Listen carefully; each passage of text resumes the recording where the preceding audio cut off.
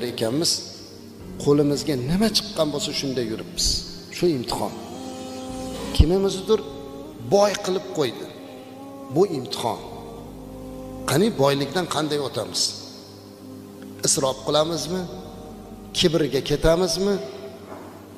Bu mol meniki deymizmi yoki Alloh menga berib turibdi deymizmi? Men kambag'al yetim yesirni haqqini berishim kerak deymizmi? Mana shunday imtihon bilan o'tamiz.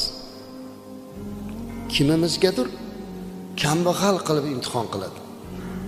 Qani bu sabr qiladimi?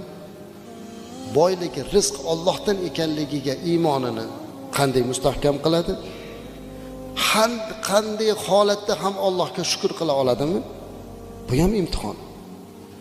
Kimgadir Alloh taolo quvvat beradi va imtihon qiladi. Qani bu quvvatini qayerga sarflaydi? Zulmga sarflaydimi